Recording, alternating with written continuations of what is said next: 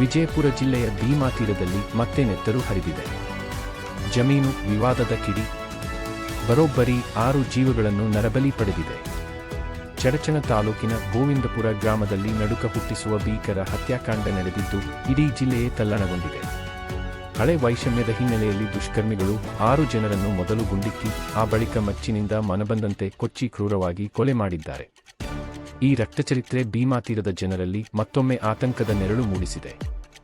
ಲಭ್ಯವಾಗಿರುವ ಮಾಹಿತಿ ಪ್ರಕಾರ ಜಮೀನು ವಿವಾದದ ಹಿನ್ನೆಲೆಯಲ್ಲಿ ಸ್ಥಳೀಯ ನಿರಾಳೆ ಹಾಗೂ ಗೊಳಗಿ ಕುಟುಂಬಗಳ ನಡುವೆ ದೀರ್ಘಕಾಲದ ಹಗೆತನವಿತ್ತು.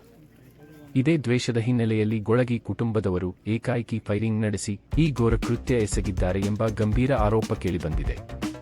ಈ ರಕ್ತರಂಜಿತ ದಾಳಿಯಲ್ಲಿ ರೇವಣಸಿದ್ದಪ್ಪ ನಿರಾಳೆ, ದುಂಡಪ್ಪ ರೇವಣಸಿದ್ದಪ್ಪ ನಿರಾಳೆ, ಶಿವಪುತ್ರ ರೇವಣಸಿದ್ದಪ್ಪ ನಿರಾಳೆ, ಚಂದ್ರಶೇಖರ ನಿರಾಳೆ ಹಾಗೂ ಶಬ್ಬೀರ್ ನದಾಫ್ ಸೇರಿದಂತೆ ಒಟ್ಟು 6 ಜನ ಸ್ಥಳದಲ್ಲೇ ಪ್ರಾಣಬಿಟ್ಟಿದ್ದಾರೆ. ಪೊಲೀಸ್ ತನಿಖೆಯ ಅಪ್ಡೇಟ್. ಭೀಕರ ಕೊಲೆಯ ಸುದ್ದಿ ತಿಳಿಯುತ್ತಿದ್ದಂತೆ ಚಡಚಣ ಪೊಲೀಸರು ತಕ್ಷಣವೇ ಘಟನಾ ಸ್ಥಳಕ್ಕೆ ಧಾವಿಸಿ ಪರಿಶೀಲನೆ ನಡೆಸಿದ್ದಾರೆ. ಸದ್ಯ ಪ್ರಕರಣ ದಾಖಲಿಸಿಕೊಂಡಿರುವ ಪೊಲೀಸರು ಮುಂದಿನ ತನಿಖೆ ಕೈಗೊಂಡಿದ್ದು ಹಂತಕರಿಗಾಗಿ ಬಲೆ ಬೀಸಿದ್ದಾರೆ.